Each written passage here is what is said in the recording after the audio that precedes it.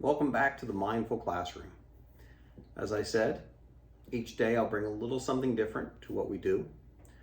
Today is going to be a focus on mindfulness or meditation, and I'll give you a little bit of my background. I trained for 2 years in a program through Jack Kornfield and Tara Brach, and the meditation I do is centered in what's called Vipassana meditation, or a focus on your breath. Just allowing your breath to come in and to come out. There are many different kinds of meditation that we can use. Those meditations range from body scans to following your breath to sound meditation. And over the course of what we do, we'll explore as many types as possible. One of the things that I like to look at is each one of you will find a technique that works best for you. So I kind of equate it to archery, and I'm going to give you a quiver of arrows. You'll draw which arrow is most comfortable to you, and sometimes it's going to be what's most comfortable to you at a very specific or given time, depending on your mood and depending on your emotion. It's interesting, I'm filming this on Tuesday. I'll post it tomorrow. But I'm filming it the day after the national championship, and the course of Michigan's run to the national championship brought attention to their quarterback, J.J. McCarthy, because he was frequently seen before games taking his shoes off, walking barefoot on the field, really grounding on the field. But then he was also very visible where he would sit himself up against the goalpost and spend 10 to 15 minutes in a quiet meditation, centering himself before the game. He's spoken about that because it's something that he's done throughout his college career. And what he wanted to do, and he thought it was important, he said, this is something I could do in the locker room. This is something that I could do at home. But I really want to destigmatize the concept of meditation, especially for athletes and for male athletes. You know, sometimes they don't think that they can get that kind of quiet focus or that time to center themselves. And I did a little bit of research on it, and it was interesting. He talked about his senior year of high school, and in his senior year of high school, he, like many people at that time, everything fell apart because of COVID. And he said he lost a job that he really loved, and he just started really feeling out of place, depressed. And as he was looking at therapy, he was looking at line on things he could do. And one of the things that came up for him was meditation. So he went to a meditation workshop, and he started his own meditation daily practice that he could sit and he could center himself. And he said that it's not a miracle cure. It's not something that instantly fixes you. But it's something that over time, you learn to focus yourself and come together and realize that you can live in the present moment. We tend to create a lot of worries, a lot of anxiety, because we're always looking at what's coming up in the future, or what do we have to work toward, or what is it that is over there by the horizon. And at the same time, we ground ourselves in our worries about the past, what we did, and any kinds of guilt or a natural tendency to beat ourselves up sometimes for things we did that we have to let them stay in the past and let them be a part of our past. And a mindfulness practice is really that wonderful opportunity to try to teach yourself to be in the present moment. So what I'm going to try to do is each week I will talk you through a different style of meditation, a different kind of a practice. And just be aware, there's a couple misconceptions. A lot of people think I can't do mindfulness because I think too much. My brain races. And I don't know anybody. And even through the classes I've taken and teachers I've been with and people that I've sat in retreats with who have done years and years of retreats, there is nobody who can blank out their mind. In fact, that's an unhealthy thing to look forward to. It's not something to try to do. When we talk the last time, if you were listening, and I talked about perfection.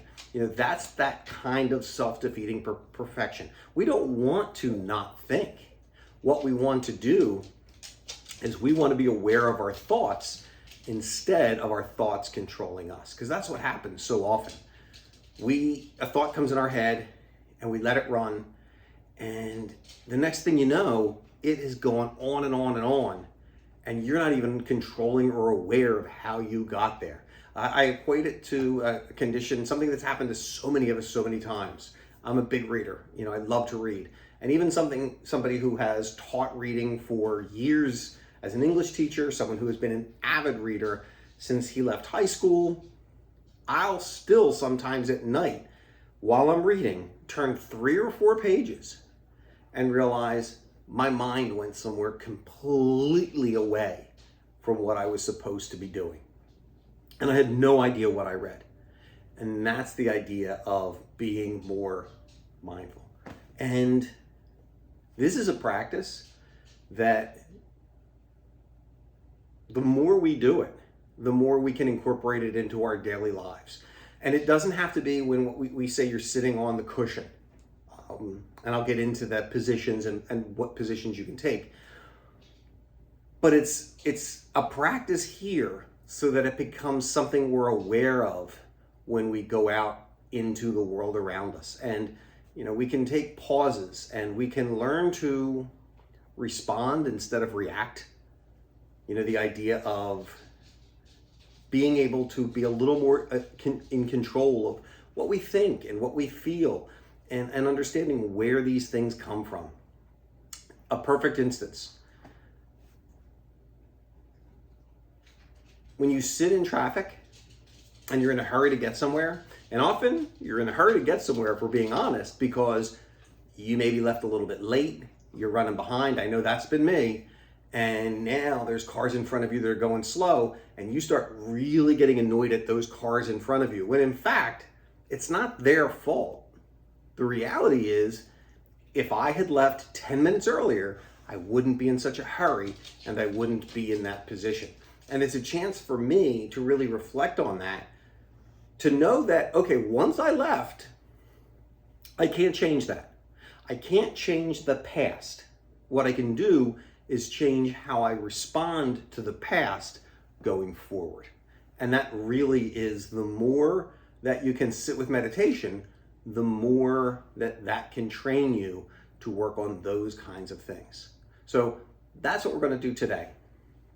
So today's meditation style is going to be something that is breath work, following your breath. And the nice thing about it is, it's not going to entail you changing the way you breathe.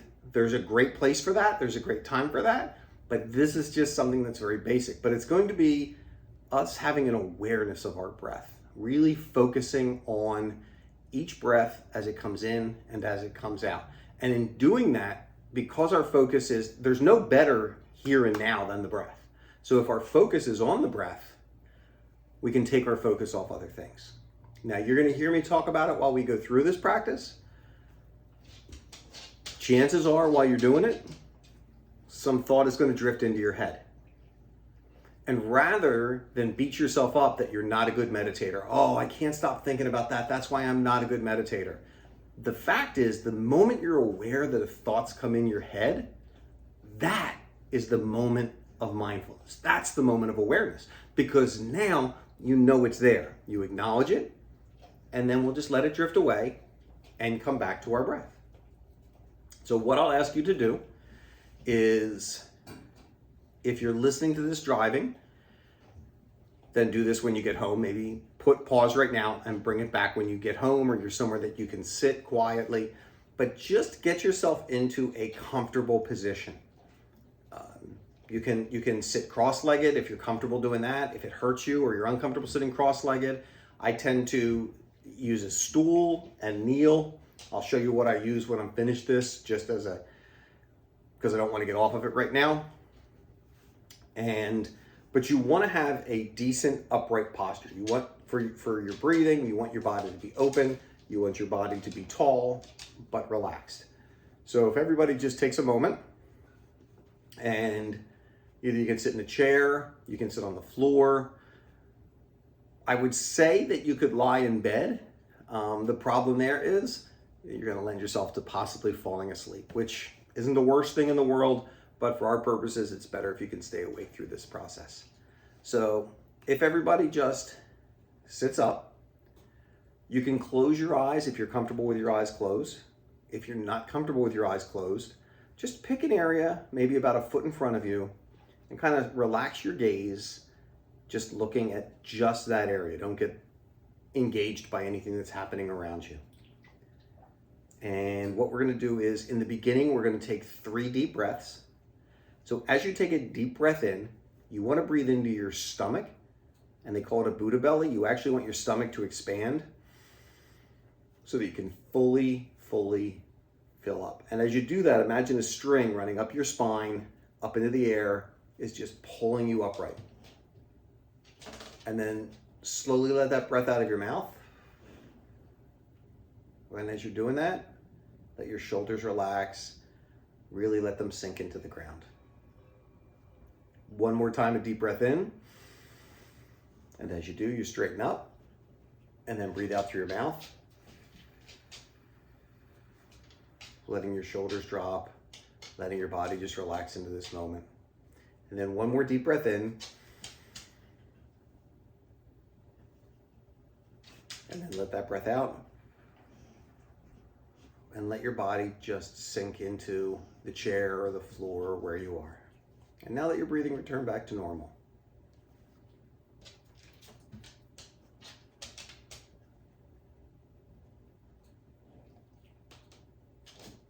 And as you breathe, try to find a focal spot for your breath. And what I mean by that is some people will notice their breath in their stomach as their stomach rises and falls. You can even put your hand there if it helps you to sense it a little bit better.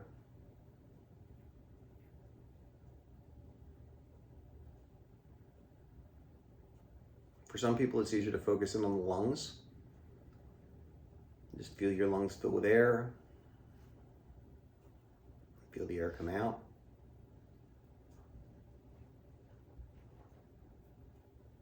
And still for some people, it's right here at the base of the nose. You can feel that air coming in and that air going out as it's passing across just that little skin at the base of your nose.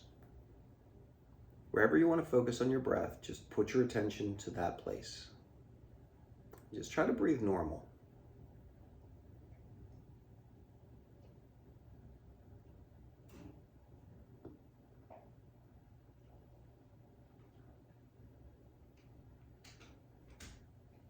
Just following that breath in and out.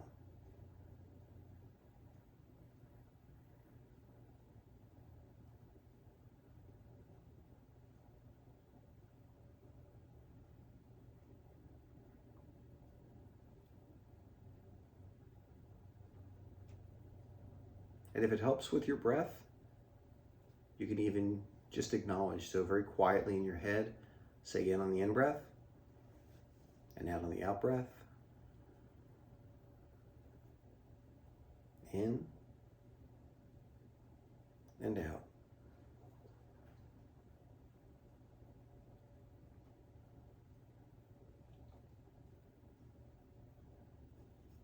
Now I'm going to let you try to practice this for about 2 minutes, and you won't hear my voice through those 2 minutes.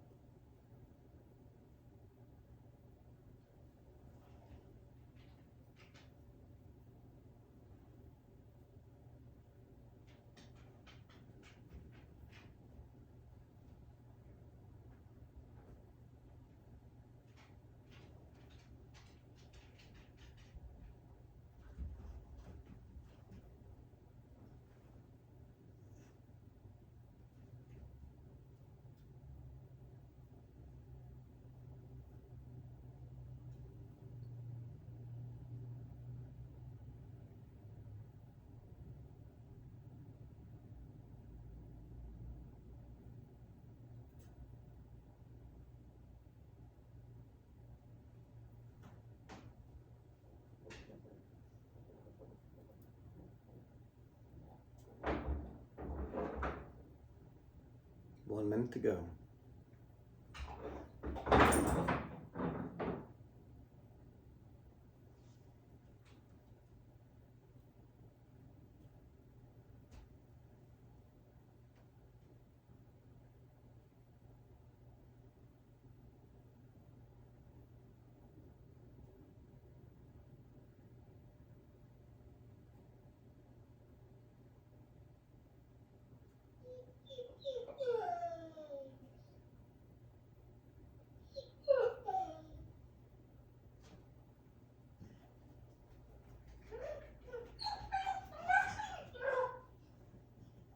Now, if we just keep this breathing going, but you may acknowledge that while you were doing that, you found that you started thinking about what you're going to do later today, or what your plans are for the weekend, or projects that are looming. And that is a perfectly natural thing that's going to happen as you're doing this breathing exercise.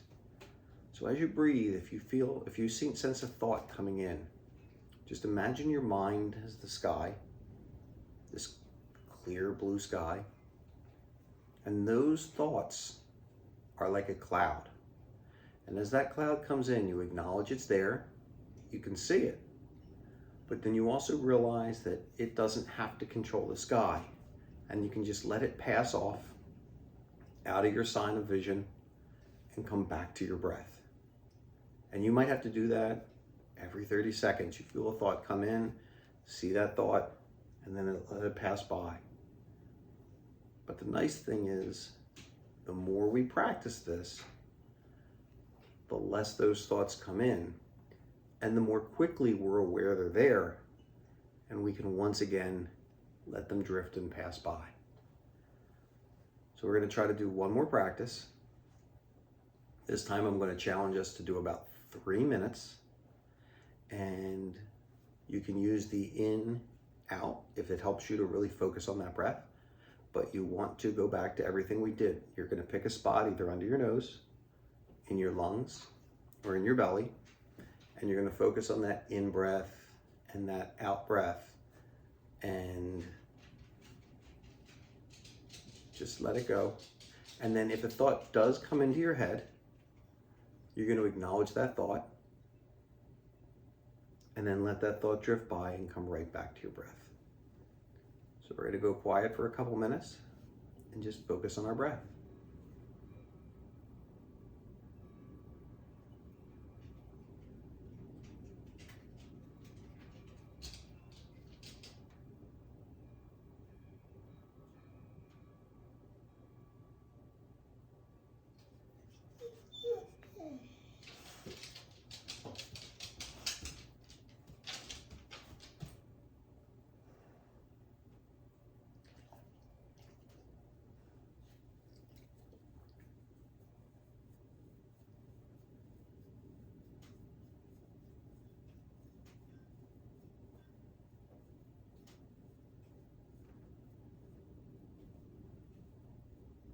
In and out.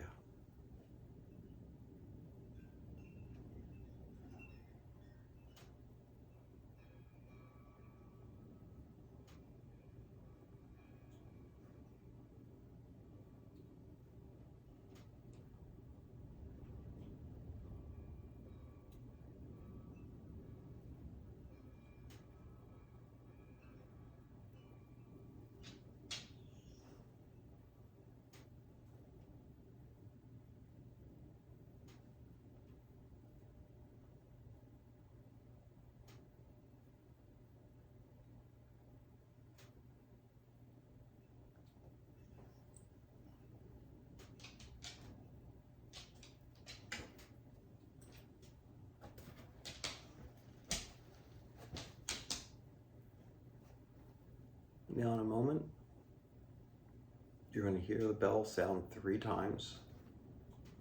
And as it does, when you're ready, slowly open your eyes, return back to the room, and we'll close out this exercise.